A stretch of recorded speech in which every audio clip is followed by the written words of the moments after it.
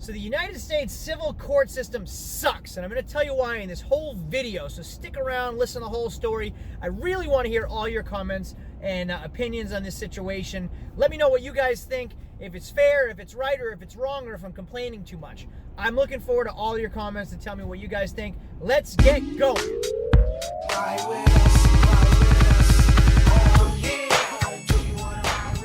Hey everyone, it's Craig from Flying Wheels. Welcome to another episode of Chatting in Cars with Craig. My channel, Flying Wheels, is all about anything with an engine.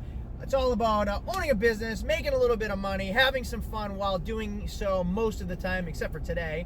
If you're not already subscribing, make sure you subscribe down below. Hit that like button if this video is at all informative or educational or at least entertaining. Let's get started. What's today's episode about? I'm on my way to court. If you saw my video from a month or so ago about my Judge Judy invite, I am being sued. It's annoying. It's part of owning a business. You're eventually going to get sued. So in a world where everybody is sue happy, anyone can sue anybody. Anything under $5,000 in a lawsuit can be done in civil court. No attorneys needed. You can sue anybody. So it doesn't matter if you're right or you're wrong. You want to sue your neighbor because you don't like how long their grass is. You can take them to court, and they're going to take a day out of work, and they're going to go to court. It's freaking wicked frustrating. But anyway, that's the cost of doing business. So the reason I'm going today is because a girl purchased a car from me. A few months later, it caught on fire. Well, she had an auto loan on it. She never got insurance on it. She was supposed to be, she was required by her credit union to get insurance. She never did. Her car burned to the ground. Why? I have no idea. I never had the opportunity to inspect the vehicle after or see why it caught on fire. But anyway, it caught on fire.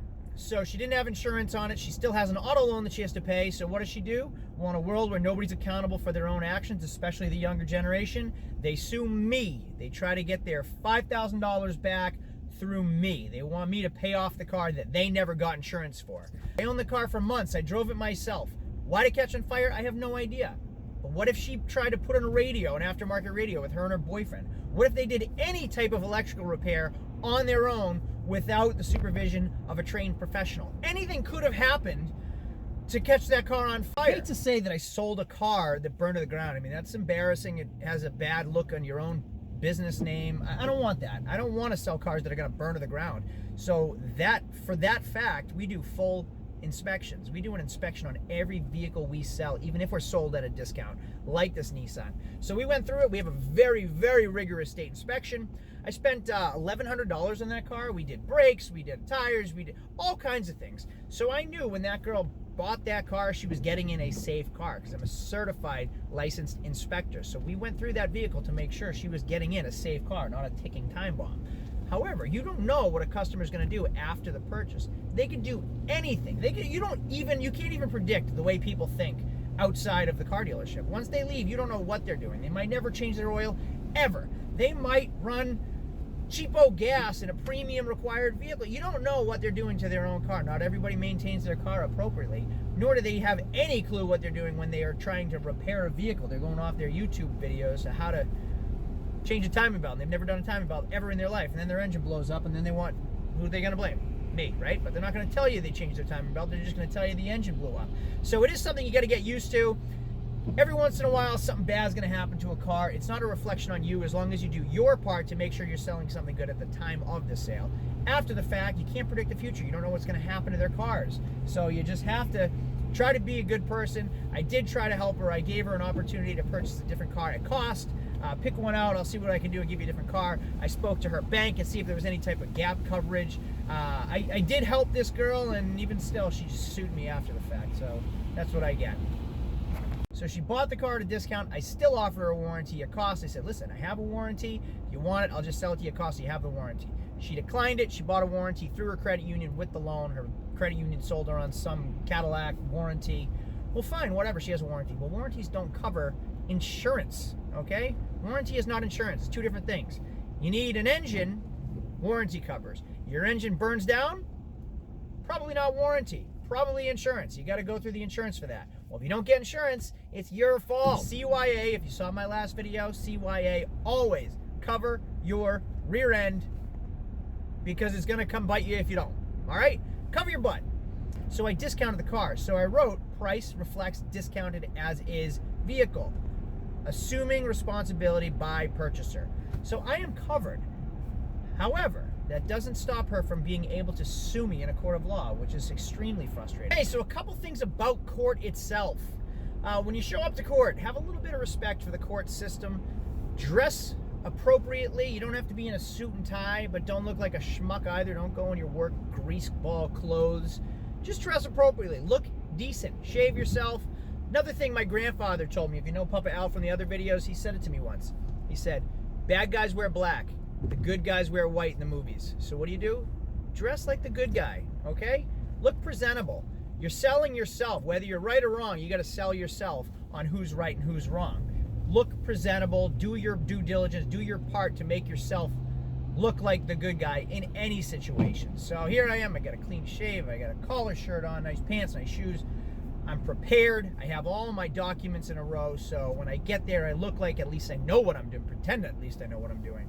So make sure you know what you're doing. Make sure you're prepared. You don't have to know what you're doing. Just at least be prepared as much as possible. So anyway, long rant so far. I'm on my way to the courthouse right now. I'm going to show you how it all works. Hey, so I'm at the courthouse right now. They did the first roll call. Roll call is basically an attendance. They say your names. If the plaintiff and defendant are both there, you say yes, plaintiff, yes, defendant. If one is not there, they give a second opportunity 10 or 15 minutes later to do roll call again. If they don't show up, then it's dismissed.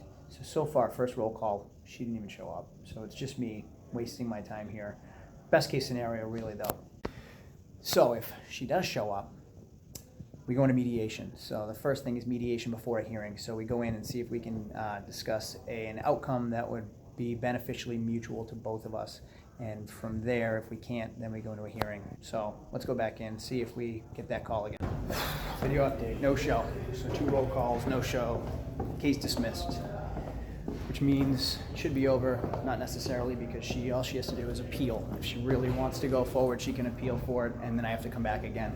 So worst case for today is I won the case because it was dismissed and wasted half a day. Come out here, my time putting a case together, thinking about it for 2 months, dealing with the headache, but it's over with unless she realizes that she can appeal and do it again, and then I have to start this whole thing over again and show up. So hopefully I don't hear back from her again and everything's over and this headache is done with, but who the heck knows? Some people are petty, some people just want to keep wasting my time because they have nothing but time to waste. But anyway, for now, we're done. That's the hazards of owning a business. Sometimes you got to deal with this stuff. It's a headache, but you take the good with the bad. So here's why I think the court system sucks. This is the perfect scenario. There is no accountability for anybody anymore. This person made me take my day off, go to court. They don't even show up. And you know what the judge said to me? She said out loud, case dismissed for now, unless she decides to appeal. How fair is that? This person can make me take an entire day off of work, inconvenience me for no reason when she's in the wrong, and then she doesn't show up, and then all she has to do is write an appeal letter that says, I'm sorry, I missed the court date, can we do it again? Now I have to go back if she knows that she can do that. Hopefully she doesn't. Hopefully she's just over it and she just wanted to waste my time. I hope I don't hear back, but it's her right, it's her civil right to say, oh, I missed the court date, sorry, let's inconvenience this person again. The benefit of having to take half a day off of work is I get some extra time, so I stopped in at the motorcycle shop, see if maybe I might leave with a new set of wheels. Who knows? So I want to be really clear. I never want to take advantage of anybody, and I really don't want an unhappy customer or somebody that's car burned to the ground. That's like the worst case scenario. Obviously for them and for me too. I don't want to have to sell a car that eventually is going to burn to the ground. That's awful and it's embarrassing. But I can't predict the future. So I really, really try to go out of my way to make sure my customers are taken care of. I mean, aside from the inspection and everything up front, after the fact too, even if they choose to have no warranty, I've still gone above and beyond to try to help customers out. I mean, I just sold a Toyota Tundra last week that I know the car passed inspection, but the customer said the rotors vibrated a little bit after the purchase, so I said bring it back. So I'm replacing not just both front rotors, but pads too. So I'm doing an entire front brake job for them for free, just to help the customer out. Hopefully they'll be happy. Hopefully they'll come back on their next vehicle. Hopefully they'll leave a good review for us. So I really try to go the extra mile to keep our customers happy. And in some sad situations, something like this happens. And a lot of times I get taken advantage of on my end from the customer more so than me taking advantage of them. If they see me trying to go out of my way to help them out, they'll keep taking and taking. So if I give a little bit, they'll take as much as they can. And that actually happens more often than not.